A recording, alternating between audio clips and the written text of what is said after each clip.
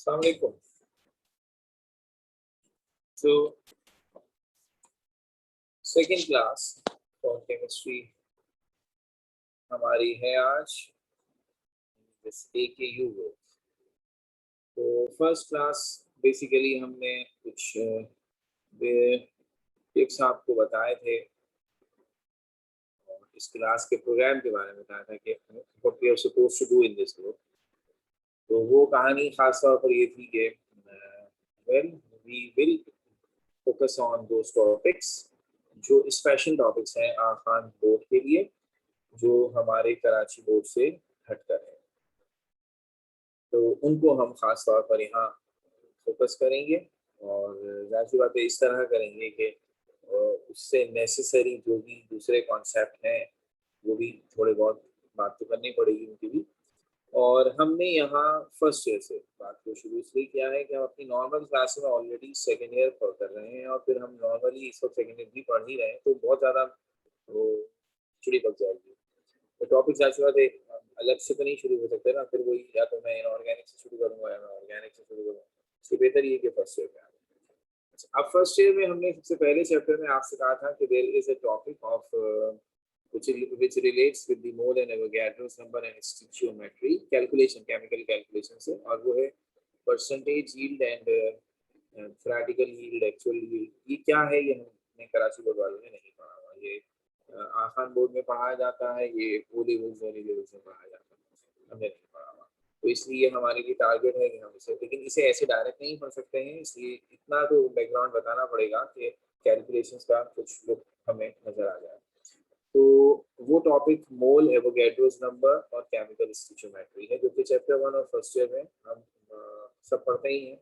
सब नहीं पढ़ा हुआ हर टाइप के बच्चे में, चाहे वो आखान बोर्ड से हो, चाहे वो कराची बोर्ड से हो, चाहे वो लेवल बैकग्राउंड से, सब में ये टॉपिक्स पढ़े हुए करते हैं कैरिकुलम के हिसाब से। और ये टॉपिक है ही ऐसा कि इसमें ये बैकबोन है केमिस्ट्री की कैलकुलेशन का। तो it is not chapter 1, but पूरी केमिस्ट्री में जहाँ भी आप न्यूमेरिकल्स करेंगे, जिस भी टॉपिक में न्यूमेरिकल करेंगे, मोल का कॉन्सेप्ट वहाँ पर आएगा। दैट इज वाई अदरवाइज भी अगर मुझे पढ़ाना होता तो ये टॉपिक सबसे पहले पढ़ाया जाता, क्योंकि इसके बगैर मैं किसी भी टॉपिक के न्यूमेरिकल्स को दर्शन कर सकता हूँ, है ना। और खास तौर पर मैंने कहा भी था और मैं बार बार ये आपके दिमागों में डालता भी रहूंगा कि जिन सवालों का ताल्लुक न्यूमेरिकल से है और कॉन्सेप्चुअल चीज़ों से है, वो ही असल में हमारा टारगेट है। वहीं आप यूनिट टीचर, ठीक है ना, जहाँ चीजें स्ट्रेट फॉरवर्ड है, आसान सी रीडिंग मटेरियल है, वहाँ निस्बतन मुझे भी आसानी रहेगी कि सिर्फ एक ओवरव्यू देना पड़ेगा, क्योंकि वहाँ फैक्चुअल नॉलेज है। लेकिन जहाँ समझाने वाला, वहाँ प्रैक्टिस करानी है, वहाँ मुख्तलिफ एग्जाम्पल से समझाने की कोशिश करनी है। न्यूमेरिकल में तो बहुत ज्यादा प्रैक्टिस चाहिए, खासतौर पर इस कॉन्स्ट्रेंट की वजह से कि कैलकुलेटर इज नॉट अलाउड।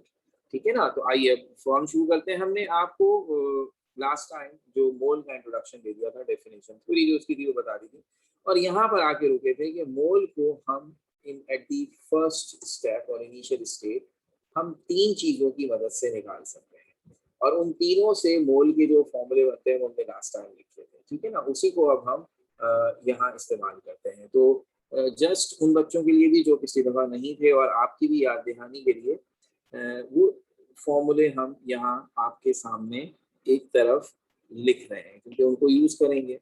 मोल निकालने का सबसे ज्यादा कॉमन तरीका जो है वो है जिसमें हम मोल को निकालते हैं फ्रॉम मास इन ग्राम। अगर किसी भी चीज का मास हमें ग्राम में दिया तो हम उसे डिवाइड करते हैं मोलर मास से।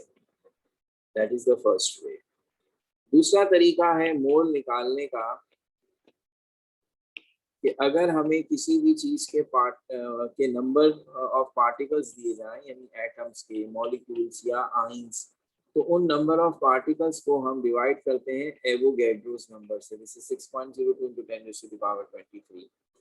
और तीसरे नंबर पर मैंने आपसे कहा था कि मोल जो है वो volume of gas at STP से निकाला जाता है। Volume of gas at STP,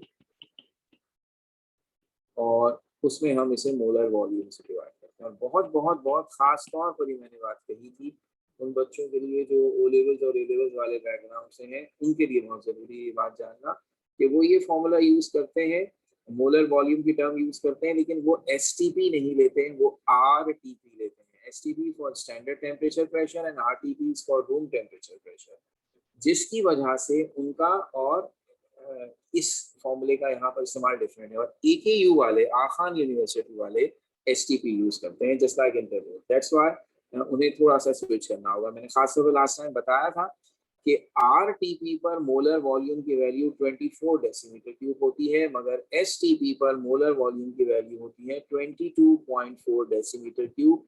और चूंकि हम STP यूज करेंगे इसलिए आपको 22.4 वाली वैल्यू यूज करनी होगी, और अभी करेंगे तो चल जाएगा। ये इसीलिए मैंने फौरन पिछले लेक्चर का थोड़ा सा दे दिया आपको बैकग्राउंड, ताकि जो बच्चे नहीं थे उनको भी कोई परेशानी ना हो। जब हमें मिल के करने सवाल, मैंने वन साइडेड नहीं होगा, हम आपको मेरे साथ कैलकुलेशन करनी होगी। और एक बहुत आसान सा मैं फॉर्मूला भी बता दूं फॉर दोज स्टूडेंट जिन्होंने कैलकुलेशंस को कैलकुलेटर के बगैर नहीं किया है, तो उन्हें इसकी आदत नहीं है, उन्हें टेबल पढ़ने की आदत नहीं है, उन्हें वर्बल कैलकुलेशन करने की, काटने की, सिंप्लीफाई करने की आदत नहीं है। ये आदत अब डेवलप करनी पड़ेगी अगले महीनों में, क्योंकि हर सब्जेक्ट में मतलब केमिस्ट्री और फिजिक्स में तो उसकी जरूरत है कि न्यूमेरिकल से सिर्फ तो नहीं होंगे। तो आप वो आदत डेवलप करेंगे, कैलकुलेशन करने की कोशिश करेंगे। ये तो नहीं कहेंगे ना कि मुझे मल्टीप्लाई करना नहीं आता या मुझे डिवाइड करना नहीं आता बगैर कैलकुलेटर के। आता है, लेकिन जब मैं बगैर कैलकुलेटर मल्टीप्लाई या डिवाइड करता हूँ बहुत देर लगती है। बस ये होगी बात। तो देर इसलिए लगती है कि मुझे इसकी आदत नहीं है। तो ये आदत हफ्ते में, 2 हफ्ते में, ज्यादा 3 हफ्ते में हो जाएगी और फिर आप चैंपियन हो जाएंगे, कोई सूझ की बात नहीं। लेकिन अगर आप इससे अवॉइड करेंगे, भागेंगे, तो फिर जिंदगी भर सीधी सी बात है। तो इट्स बाय प्रैक्टिस। और इसका दूसरा, इसका जो टिप फिलहाल है वो ये है, ताकि उलझन में ना पड़े, कि जब आप कोई सवाल कर रहे हैं और आप पहले तो केमिस्ट्री समझेंगे ना, उसकी आखिर लॉजिक क्या है, कौन सा फॉर्मूला लगेगा। तो पहला स्टेप ये है कि बेशक अपने इत्मीनान के लिए सवाल कैलकुलेटर से कर लें, ताकि ये इत्मीनान हो जाए कि सवाल समझ में आ गया, साइंस इसकी समझ में आ गई, मैं आंसर निकाल सकता हूँ, लेकिन मुझे कैलकुलेशन जबानी। अब उसके बाद दूसरा स्टेप ये हो कि वही सवाल बगैर कैलकुलेटर के किया जाए और कैलकुलेशन जबानी किया जाए। तो वो स्किल्स धीरे धीरे डेवलप होंगी, इसमें जल्दी मत मचाइएगा और घबराइएगा नहीं। तो अब पहला फॉर्मूला, पहला क्वेश्चन है जिसमें ये तीनों फॉर्मूलों को मैं इस्तेमाल करने जा रहा हूँ, और अभी मैं क्वेश्चन के स्टाइल में कर रहा हूँ, सवाल सॉल्व करना है, फिर MCQ के स्टाइल में भी हम इसको करेंगे। सो calculate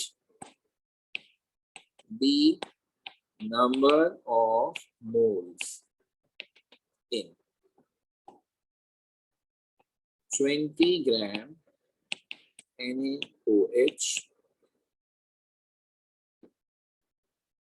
3.01 into 10 raised to the power 23 molecules of CO2 and C 44.8 decimeter cube chlorine at SCP. So I just gave you 3 different information और बहुत क्लियर भी नजर आ रहा है। एक मास इन ग्राम है, एक नंबर ऑफ मॉलिक्यूल्स है और एक वॉल्यूम एट STP है। और इन तीनों से आपको मोल्स निकालने, सामने फॉर्मूले मौजूद हैं, इसकी कोई परेशानी नहीं होती। स्टार्ट किया ना तो आसान चीज से लिया। सिर्फ एक फर्स्ट फॉर्मूला जो हम कहते हैं सबसे ज्यादा इस्तेमाल भी होता है और कंपैरेटिवली थोड़ा काम उसी में है ज्यादा, उसके लिए आपको NaOH का मोलर मास निकालना पड़ेगा। हर कंपाउंड को उसका फॉर्मूला देखकर आप उसका मोलर मास निकालते हैं, जबकि एवोगैड्रो नंबर हर एक के लिए सेम है 6.02 into 10 raised to the power 23 और मोलर वॉल्यूम सबके लिए 22.4 है। तो बी और सी पार्ट में तो आपको पता है एक फिक्स चीज से आपको डिवाइड करना है। फर्स्ट पार्ट में आप मास इन ग्राम को किससे डिवाइड करेंगे, इस बात पे डिपेंड करता है कि आपको क्या चीज गिवन है, वो है NaOH। तो आपको साथ साथ रेलेवेंट एटॉमिक मासेस भी दिए जाएंगे। तो sodium is 23, oxygen is 16 and hydrogen is 1। तो अब मेरा ख्याल है कि फॉर्मूला देखकर उसका मॉलिक्यूलर मास निकालना हम सबको याद भी होगा और वो आसान भी है, ठीक है ना। NaOH का फॉर्मूला देखा, एक सोडियम, एक ऑक्सीजन, एक हाइड्रोजन, तीनों मासेस गिवन है, ऐड कर दिया तो ये आएगा 40। अब चूंकि आप कर रहे हैं MCQs, तो और मैं आपको समझा रहा हूँ, तो याद रहे मैं समझाते वक्त नेसेसरी स्टेप्स दिखाऊंगा ताकि आपको समझ में आए क्या किया। लेकिन आपको ये याद रखना है कि आपने तो आंसर 4 दिए हुए, उसमें से टिक लगाना है, तो आपने रफ में जबानी जैसे भी करें और अपना आंसर निकालेंगे। उसमें अब लिखत पढ़त की और प्रेजेंटेशन की सबकी तो कहानी खत्म हो चुकी। तो अब फॉर्मूला ये सामने लिखा हुआ, मास इन ग्राम 20 ऊपर आएगा, मोलर मास आपने निकाला Na 23, oxygen 16, hydrogen 1 should be 40। अब सोचना है क्या ये मैं ज़बानी डिवाइड कर सकता हूँ, मेरा नहीं ख्याल कि इसमें कोई परेशानी है। 0 से 0 कैंसिल और 2 1 2 2 2 4, ये आ गया 1/2 जिसको आप कहते हैं half, and half is equals to 0.5 mole. ठीक है ना, सिंपल काम किया। नीचे आते हैं, वहां भी मोल निकालना है और वहां फॉर्मूला है कि आपको जो मॉलिक्यूल्स या पार्टिकल्स की तादाद दी है आप उसे रखें न्यूमरेटर में, और डिनोमिनेटर में फिक्स है हमारे पास एवोगैड्रोस नंबर 6.02 × 10⁻23। अब खुद देख लीजिए, पावर्स ऐसी अच्छी सेटिंग के साथ दी है, 10⁻23 10⁻23 कैंसिल आउट हो गया। और फिर जो बच्चा जरा सा भी सोचेगा उसे अंदाजा हो जाएगा कि 3.01 को डबल करूं तो 6.02 बनता है। इसलिए सिंपल इसे भी ऐसे काट सकते हैं कि ऊपर 1 और नीचे 2, और वही जवाब आएगा 1/2, और 1/2 का मतलब है 0.5। ठीक है, और मैं फिर कह रहा हूँ, जिस बच्चे को, जिसकी मतलब पैथेटिक है ना ये कैलकुलेशन, उसे भी नहीं घबराना है और इसको नहीं अभी फॉलो करना है, वो इसे फौरन कैलकुलेटर से करे और इत्मीनान कर ले कि यस सर ने सही किया है 0.5। उसके बाद का स्टेप है, it is other than chemistry, कि how I perform a quick maths. ठीक है ना, और फिर सोचना है क्या वाकई सर ने कैसे किया, 3.01 को डबल करूं तो 6.02 बनना। अच्छा ठीक है, बेशक 2 मिनट लग जाए सोचने में, लेकिन पहले शुरू शुरू में कैलकुलेशन आपकी इतनी क्विक नहीं हो सकती, ये बात समझ लें आप। ठीक है ना, फिर धीरे धीरे आपकी स्किल्स बढ़ेंगी। अब यहाँ देखिए, यहाँ पर जो फॉर्मूला है उसके मुताबिक आप वॉल्यूम ऑफ गैस जो आपको एसटीबी पे दिया है वो रखेंगे ऊपर, दैट इज 44.8, और 22.4 यानी कि मोलर वॉल्यूम नीचे रखेंगे। और फिर दोबारा अगर आपको ये ख्याल आ रहा है कि 22.4 को डबल करूं तो एग्जैक्टली 44.8 बनता है, हम खुद खासतौर पर ऐसे नंबर देंगे आपको जिनको काटना पीटना कैलकुलेट करना बगैर कैलकुलेटर के आसान है। हम ऐसे नंबर नहीं देंगे जो इतने ऑड से हो कि बहुत मुश्किल लगे उसकी कैलकुलेशन करना। सो वेरी सिंपल, ये 2 1 ये 22.4 1 और ये 22.4 2, तो इसका मतलब है यहाँ पे सिंपल आंसर 2 आ गया। तो अब ये एक तरह से मैंने तीनों फॉर्मूलों का सिंपल इस्तेमाल किया है। मास इन ग्राम दिया जाए तो आप मोलर मास निकालते हैं, मोलर मास से डिवाइड करके मोल निकालते हैं। नंबर ऑफ मॉलिक्यूल्स दिए जाए तो आप एवोगैड्रोस नंबर से डिवाइड करके मोल्स निकालते हैं। और अगर आपको volume of gas at STP दिया जाए तो आप मोलर वॉल्यूम से डिवाइड करके मोल निकालते हैं। ठीक हो गई बात, सिंपल यूज हो गया।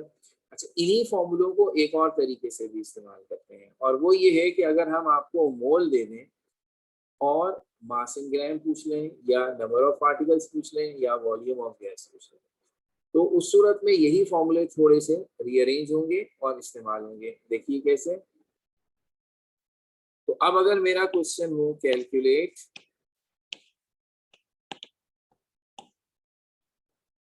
मास इन 5 moles of H2O,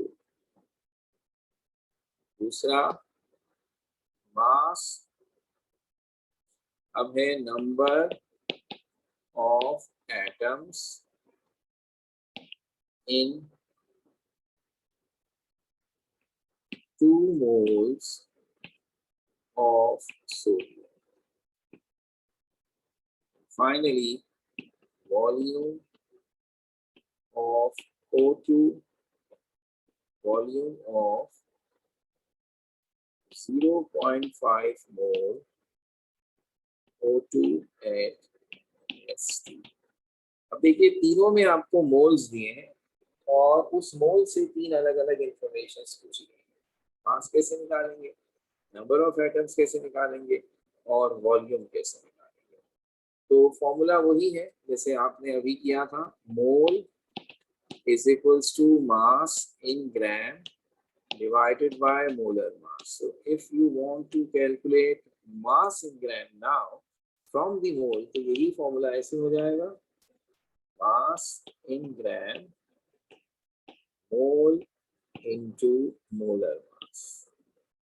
तो अब आपको मोल दिया गया है और वो है 5। वाटर का मोलर मास निकालिए, यानी मॉलिक्यूलर मास निकालिए। हाइड्रोजन का एटॉमिक मास 1 और ऑक्सीजन का 16 होता है। 2 हाइड्रोजन होने की वजह से ये आएगा 18 5 90 ग्राम। फिर नंबर ऑफ एटम्स के लिए आपने को याद आया कि असल फॉर्मूला ये था कि आपके पास जो भी नंबर ऑफ पार्टिकल्स हैं, एटम, मॉलिक्यूल्स और आयंस, वो रखें ऊपर और नीचे रखें एवोगैड्रोस नंबर। अब चूंकि मुझे नंबर ऑफ पार्टिकल्स या नंबर ऑफ एटम्स निकालने हैं, तो ये फॉर्मूला ऐसे हो जाएगा कि मोल को एवोगैड्रोस नंबर से मल्टीप्लाई कीजिए। मोल है 2, एवोगैड्रोस नंबर है 6.02 इंटू 10⁻23। अब 2 से किसी भी चीज को में मल्टीप्लाई करना सबसे आसान है। ये हो जाएगा 12.04 इंटू 10⁻23। और अब अगर हमें याद आए साइंटिफिक नोटेशन, तो 12.04 में अगर पॉइंट लेफ्ट साइड पर लेकर इसे 1.204 बनाए तो एक पावर बढ़ जाएगी और ये 24 हो जाएगा। ये इसलिए जरूरी है कि आप इस स्टाइल से भी अपने जवाब को देख लें कि आपके पास 4 आंसर्स सामने होंगे, उसमें जवाब इनमें से जिस भी तरीके से लिखा होगा आप उसे टिक करने के काबिल हो। ये ना हो कि उन्होंने जवाब लिखा हो 12.04 इंटू 10⁻23, आपने तो ये समझा हुआ है, आप कंफ्यूज है। तो दोनों अंदाज के जवाब आपकी हमें समझ होनी चाहिए। Then we have the third one where the formula, simple formula was कि mole is equals to volume of gas at STP divided by molar volume। जो कि अब जाहिर सी बात है ऐसे हो गया कि अब volume of gas molar volume multiply by mole हो गया। अब मोलर वॉल्यूम तो 22.4 है और मल्टीप्लाई बाय 0.5 कीजिए मल्टीप्लाई, ये है अब नई और अच्छी टास्क। 5 का टेबल तो सब सही तरीके से पढ़ सकते हैं और आप देखेंगे आपका जवाब आएगा 11.2 डेसीमीटर। तो अब ये सवालात के दो मकसद हासिल कीजिए, मेहनत करनी पड़ेगी, टाइम देना पड़ेगा। वो मकसद ये है कि आपको कैलकुलेशन और लॉजिक तो आ ही रही है, 3 फॉर्मूले हैं और सिंपल फॉर्मूले हैं, या तो डिवाइड करना पड़ रहा है किसी चीज से या मल्टीप्लाई किस तरह सवाल हो जाता है। तो ये वाले सवालात जो इस वक्त करें कोई रटते, ये थोड़ी कि आपको याद हो जा रहे हैं, आप यही क्वेश्चन दोबारा करें और कैलकुलेशन मेरी की हुई नहीं कि मैंने लिखा और आप देख रहे हैं या उतार रहे हैं, बल्कि आप खुद से जबानी पढ़े ना 5 का टेबल 18 से और निकालें ना ये 90 का जवाब, तो आपको भी अंदाजा होगा कि कैलकुलेटर के इस्तेमाल की वजह से आपकी क्विक मैथ्स इतनी वीक है कि शायद आप ये 5 का टेबल भी 18 तक पढ़ने में मेहनत महसूस करें, लेकिन तब तक जब तक आप इसकी कोशिश नहीं कर रहे। 2 दफा आप इसकी कोशिश करेंगे, आप देखेंगे कि आप मुझसे अच्छी और तेजी के साथ ये कैलकुलेशन कर रहे होंगे। तो यही हम चाहते हैं, ठीक है ना। अच्छा, अब बात यहाँ से आगे बढ़ानी, क्योंकि ये मैंने आपके सामने जितने भी टास्क किए हैं ये सारा मैंने आपके सामने सिंपल फॉर्मूला निकाला है, सिंपल फॉर्मूला निकाला है। तो इसमें सब में मैंने ये काम किया है कि आप तीनों फॉर्मूलों को दोनों अंदाज से, मोल गिवन है, मोल रिक्वायर्ड है, इस्तेमाल कर ले, सिंपल यूज कर लिया। अब इसका कॉम्प्लिकेटेड यूज है। कॉम्प्लिकेटेड यूज का मतलब है कि एक से ज्यादा स्टेप होगा। देखिए, जब हम कैलकुलेशन करने में तेजी दिखाएंगे तो ये काम हो जाएगा, लेकिन बाय द वे याद रखिएगा ऑन एवरेज हम एक एमसीक्यू को 1 ही मिनट देते हैं, लेकिन न्यूमेरिकल वाले एमसीक्यू के लिए आपको 1 मिनट से ज्यादा लगता है तो कोई टेंशन नहीं है। उसकी वजह यह है कि सवालात का पूरा बंच इतना बैलेंस बनाया जाता है कि मेजॉरिटी क्वेश्चंस होते हैं जो मेमोरी रिकॉल वाले हैं, तो इसलिए उसमें हमें ना वर्किंग करनी पड़ती है, ना कोई बहुत ज़्यादा टाइम कंज्यूम होता है सोचने समझने का। वहाँ अगर हमें आता है तो इधर क्वेश्चन रीड किया, 4 ऑप्शन देखे, हमें पता चल गया जवाब क्या है, तो वो अमूमन 10 से 15 सेकंड के अंदर हो जाते हैं। तो वहाँ से जो टाइम बचता है वो आप ऐसे क्वेश्चन में लगाते हैं जो गिनती के चंद होते हैं, खासतौर पर केमिस्ट्री में। तो केमिस्ट्री में सेकंड ईयर में तो है ही नहीं ना न्यूमेरिकल्स, है तो सिर्फ फर्स्ट ईयर में है। तो अब वो जो भी न्यूमेरिकल होंगे 15 से 20%, उनके अंदर आप अगर 2-2 मिनट भी लगा रहे हैं तो वो बड़े मजे से बाकी पेपर के टाइम से मैनेज हो जाता है।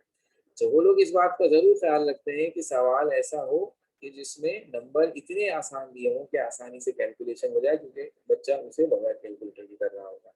तो आइए अब मैं आपके सामने 2 काम कर रहा हूँ। एक तो ये जो कुछ अभी हमने फॉर्मूले 3 लिखे और उनसे 3 ड्राइव कर दिए, उसको मैं आपके सामने एक समरी की सूरत में बना रहा हूं और अब मैं इसी को बार बार यूज करूंगा। मोल हमारा मेन आइडिया है, हम मोल को मास इन ग्राम की मदद से निकाल लेते हैं, यानी मोल और मास इन ग्राम एक दूसरे में इंटर कन्वर्टेबल है थ्रू दिस रिलेशन। ये दो हम मास इन ग्राम से मोल की तरफ भी जा सकते हैं और मोल से मास इन ग्राम की तरफ भी जा सकते हैं। और इसका हिसाब किताब क्या होगा कि अगर हमें मास इन ग्राम से मोल जाना है तो हम डिवाइड करते हैं मोलर मास से, और मोल से मास इन ग्राम जाना है तो हम मल्टीप्लाई करते हैं मोलर मास से। ये पहली रिलेशन को हमने शो किया। अच्छा, अब इसी मोल से नंबर ऑफ पार्टिकल्स का भी रिलेशन बनता है।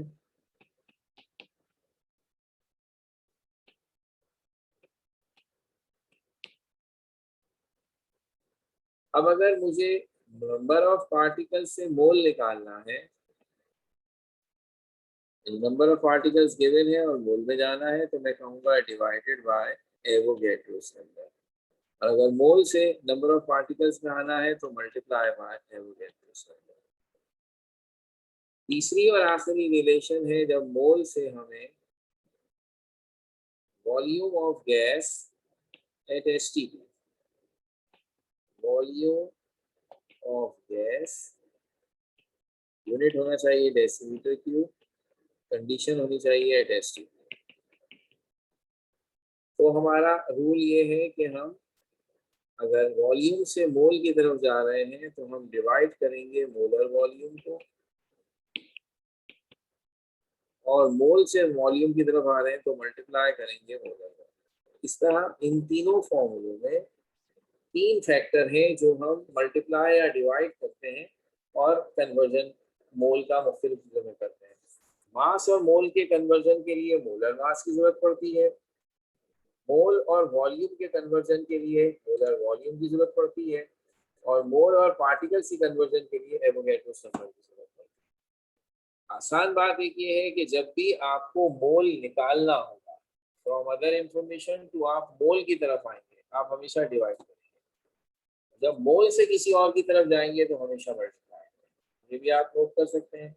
अब जो काम हम करने जा रहे हैं, तो फॉर्मूले यूज किए अभी हमने, तो इससे अब जो हम एक पहला ट्विस्ट दे रहे हैं वो ये है कि अब हम आपको ये जो चीजें जिनसे हमने मोल निकाला है, मास in gram, number of particles और volume of gas in decimetre, इनका आपस में कन्वर्जन होगा। अब मोल से नहीं बल्कि ये आपस में कन्वर्जन, यानी मैं अब आपको ऐसा क्वेश्चन देने का इरादा रख रहा हूँ कि मैं आपको मास इन ग्राम दूं किसी भी चीज का और आपसे कहूँ कि उसका वॉल्यूम, वो किसी भी गैस का देके उसका वॉल्यूम पूछ लूँ। तो अब मास इन ग्राम से वॉल्यूम पर आने का डायरेक्ट तो कोई रास्ता नहीं है। अकॉर्डिंग टू दिस मैथ हम मास इन ग्राम से पहले मोल बनाएंगे और फिर मोल से वॉल्यूम पर जाएंगे। इसी तरह अगर मैं आपको वॉल्यूम ऑफ गैस देकर मास इन ग्राम पूछूंगा तो भी यही होगा, वॉल्यूम ऑफ गैस से पहले मोल पर जाएंगे और फिर मोल से मास इन ग्राम पर जाएंगे। तो इसी तरह अगर मैं आपको नंबर ऑफ पार्टिकल्स देकर फर्ज कर ले पूछ लूँ मास इन ग्राम, तो भी यही है, पहले आप नंबर ऑफ पार्टिकल से मोल बनाएंगे फिर मोल से मास इन ग्राम। तो ये सारी टर्म्स एक दूसरे में इंटर कन्वर्ट होंगी थ्रू मोल्स, और हर एक में एक स्टेप चल रहा होगा, ठीक है ना। तो अब कितनी क्विकली आप मल्टीप्लाई और डिवाइड करते हैं उतनी क्विकली आपके जवाब आते हैं। तो अब इस फॉर्मूले को यूज करने वाले, इस कॉन्सेप्ट को यूज करने वाले सवाल देखने का वक्त है। तो अगर मेरा क्वेश्चन ये हो जाए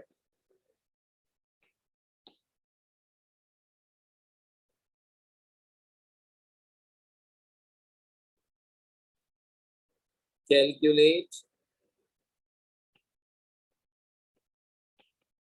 the number of atoms in 46 gram sodium. अब हमने आपको मास ऑफ सोडियम ग्राम में दे दिया, इसका मतलब है आप मास इन ग्राम पर है टॉप पर, और आपसे पूछा है नंबर ऑफ एटम्स के बारे में, that is number of particles, ये रहा बॉटम लेफ्ट पर। क्या करें भाई, आपने जो मास इन ग्राम दिया है उसे पहले मोल में चेंज करें, फिर मोल से नंबर ऑफ पार्टिकल्स की तरफ जाएं। तो सबसे पहला काम ये होगा, जो भी गिवन इंफॉर्मेशन दी गई है उससे मोल निकालिए। 46 ग्राम सोडियम है और सोडियम का मोलर मास या उसका एटॉमिक मास है 23। तो ये दोनों ने मिलकर मोल्स बनाए 2। अब चूंकि मुझे नंबर ऑफ एटम्स चाहिए, तो अगर मेरे पास मोल हो तो नंबर ऑफ एटम्स, अभी थोड़ी देर पहले ही बात हुई है, नंबर ऑफ पार्टिकल्स या नंबर ऑफ एटम्स।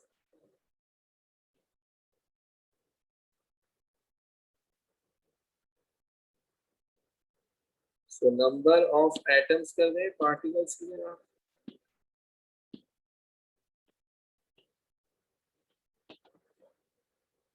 तो मोल इनटू एवोगैड्रोस नंबर, मोल मेरे पास है 2 और एवोगैड्रोस नंबर है 6.02 into 10 की पावर 23। जब मैं 6 को 2 से मल्टीप्लाई करूंगा यानी डबल करूंगा तो जवाब आएगा 12.04 into 10 की पावर 23, जिसे प्रॉपर सिग्निफिकेंट साइंटिफिक नोटेशन में 1.204 into 10 की पावर 23 कहते हैं। तो अब आप देखिए फॉर्मूले वही हैं जो हमने पहले अलग अलग यूज किए थे, अब दो दो के कॉम्बिनेशन में यूज कर रहे हैं। जो भी चीज आपको गिवन है आप जल्दी से मोल में कन्वर्ट करेंगे और फिर मोल से जो आपको निकालना है उसमें चले जाएंगे। तो एक जगह डिवाइड करेंगे तो एक जगह मल्टीप्लाई करेंगे, एक जगह मल्टीप्लाई करेंगे तो दूसरी जगह डिवाइड, ऐसा हिसाब चलता है। तो अब इस तरह के और क्वेश्चन होने चाहिए और मैं ना करूं आप करें। तो अब मैं जो सवाल लिखूंगा इसी लॉजिक को, इसी फॉर्मूले को देखते हुए आप खुद कोशिश करेंगे और हैंड रेज करेंगे।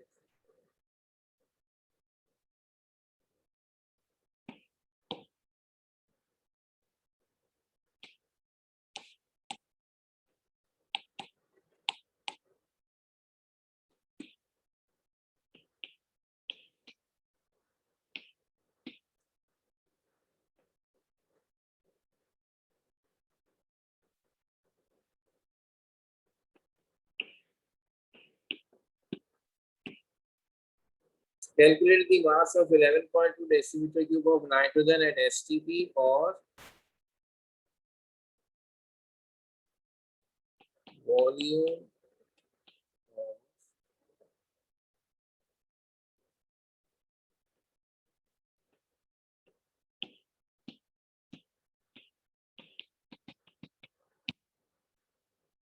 एक में मैंने मास इन ग्राम देकर वॉल्यूम पूछ लिया और एक में वॉल्यूम देके मास इन ग्राम पूछ लिया।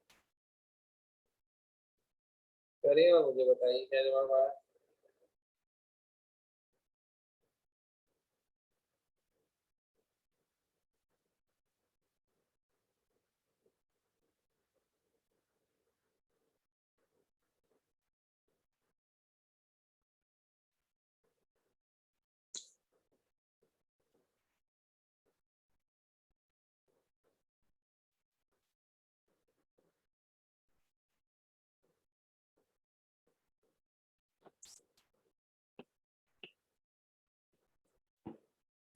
निशा बताइए please. Sir, I'm done with the first one. So the answer I got when I converted it into mole was 0.5 grams, and then when I converted it into mass, I got 14. In mass, how much? 40. 40. That's it. Excellent. बिल्कुल सही. So just to remind, if somebody requires कि nitrogen का AR जो है atomic mass 14, carbon का 12 और oxygen 60, मैंने ऐसे एलिमेंट दे दे अमूमन एक जनरल परसेप्शन ये है कि बच्चे इनके एटॉमिक मास उनको वैसे भी याद होते हैं। So the first one I just make sure जो बच्चे ट्राई कर रहे हैं कि इसका पहले आंसर डिस्क्लोज कर देते हैं ताकि फिर दूसरे के बारे में पूछते हैं कि आपको दिया गया था वॉल्यूम और मैंने कहा जैसी जो भी चीज दी गई है आप उसका फौरन मोल निकालिए। तो अब मोल वॉल्यूम से कैसे निकालते हैं भाई, जो भी वॉल्यूम गिवन है उसे 22.4 से डिवाइड कर दीजिए और मेरा ख्याल है कि फौरन ही नजर आ जाता है कि 11.2 और को डबल करेंगे तो 22.4 बनता है। तो ये सिंपली 2 मोल मेरे पास जवाब आ गया। 2 मोल क्यों आ गया, हाफ मोल जवाब आ गया, 1/2 होगा और 0.5 आएगा, ठीक है ना। अच्छा, अब इसके बाद जब ये मोल आ गए तो अब मैं निकाल सकता हूँ वॉल्यूम मास मोल से। तो मास निकालने के लिए फॉर्मूला था मोल इनटू मोलर मास। अब मोलर मास N2 का 28 होगा और मोल निकले हैं हाफ, तो 28 को आधा कर दें तो ये बनता है 14 ग्राम जैसे हमसे कहा गया। और अब दूसरे वाले में भी कुछ इसी किस्म की हरकत है, तो आइए अलिशबा से पूछ लेते हैं भाई, जल्दी से बता दें।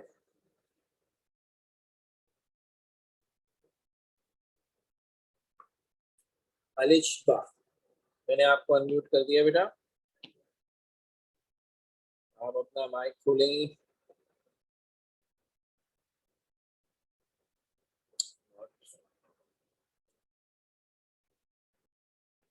संजीना Sheikh please. Sir, 44.8. 44.8, absolutely right. और इसकी वजह मास आपको दिया था, आपने फौरन मास को मोलर मास से डिवाइड किया, CO2 का मोलर मास 44, मैंने नंबर इतने आसान दिए कि फौरन अंदाजा हो रहा है दिस शुड बी 2 मोल्स। और फिर आप अगर इसका वॉल्यूम निकालते हैं तो मोल को 22.4 से मल्टीप्लाई करेंगे, this should be 44.8 decimetre cube. तो ये मल्टीपल स्टेप्स हुए कि आपने एक चीज जो गिवन थी उसे मोल बनाया, फिर मोल से रिक्वायर्ड चीज तक पहुंचे। तो हर काम में मोल हमारा ब्रिज बन रहा है कि उसके थ्रू हम आगे बढ़ रहे हैं। तो ये कैलकुलेशन का दूसरा स्टेप हुआ। तो ये फॉर्मूले के इस्तेमालात हैं जो हमने अभी देख लिए। और अब जाहिर सी बात है, जो अच्छा और इफेक्टिव और स्मार्ट तरीका है वो ये है कि मैं कुछ सैम्पल्स अगर आपको क्लास में करवा रहा हूँ तो फिर कुछ आपको दे दूं ताकि आप उसे होमवर्क से करें, तभी बात बनती है, ठीक है ना। तो अब एक मोल के इसी फॉर्मूले के इस्तेमाल पर बेस करता हुआ एक वर्कशीट में आपसे अभी शेयर कर लूंगा ग्रुप पे, ताकि आप नेक्स्ट क्लास से पहले इसी सबको यूज करते हुए उसकी प्रैक्टिस करके रखें। हमारा काम ये होगा कि हम पहले उसे फॉलो करेंगे, यानी उसको सॉल्व करेंगे क्लास में, ताकि अगर किसी को कोई कंफ्यूजन दूर हो जाए and then will move forward, ठीक है ना। तो ये अब इसके बाद हो जाएगा, क्योंकि इसमें अब जितनी टाइप्स मुझे बतानी थी वो कवर अप हो रही है। अब जाहिर सी बात है इसमें इनोवेशन बहुत है, बहुत अंदाज से ट्रिकी घुमा फिरा के सवाल करते हैं, तो वो फिर अच्छा है कि आपके हाथ में हो और आप कोशिश करें और नाकाम हो कहीं कामयाब हो तो खट्टी मीठी बात होती है तो मजा आता है। हम स्टेप फॉरवर्ड बढ़े, आगे बढ़े। अब आगे क्या बढ़े, इसी कॉन्सेप्ट से, मोल और एवोगैड्रो के कॉन्सेप्ट से हमारे पास ये टॉपिक बनता है जिसको हम कहते हैं केमिकल स्टिचियोमेट्री। अभी जो केमिकल स्टिचियोमेट्री है इसका मतलब है branch of chemistry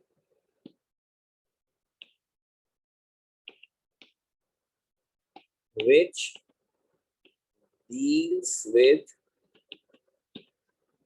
amount of reactant or product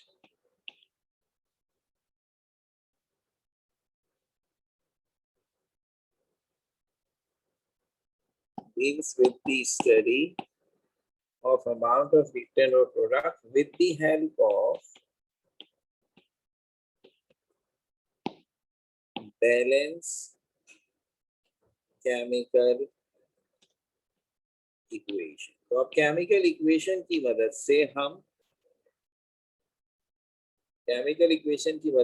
हम किसी भी रिएक्शन के रिएक्टेंट और प्रोडक्ट के अमाउंट में जो रिलेशन होता है वो डिस्कस करते हैं। इसको हम शॉर्ट में कहते हैं chemical calculations based on chemical equations. और इसमें हाइलाइटिंग होती है mass relationship, mass volume relationship and volume relationship. तो ये हमारा अगला है। मैंने इसलिए इंट्रो दिया कि एक तो आप असाइनमेंट करेंगे और आप इसे गो थ्रू करेंगे। एक दिन लेक्चर पहले अगर आपको पता हो कि अगले लेक्चर में हम क्या डिस्कस करने जा रहे हैं, तो अगर आप उसको एक नज़र देख के रखेंगे तो थोड़ा और बेहतर फील करेंगे। ऐसी बात है, उससे आपको ये भी पता चल जाएगा कि मुझे इसमें क्या नहीं आता, ये भी पता जाएगा आता है। तो ये हमारा अब नेक्स्ट टारगेट होगा कि हम ये भी कैलकुलेशन है, सारी न्यूमेरिकल्स है, इनसे मुतालिक काम करेंगे इंशाल्लाह। तो ये जो आज हमने किया है जितना, वो भी स्लाइड्स आपसे शेयर कर रहा हूँ और असाइनमेंट भी आपसे शेयर कर रहा हूँ। ठीक हो गई बात? Thank you very much.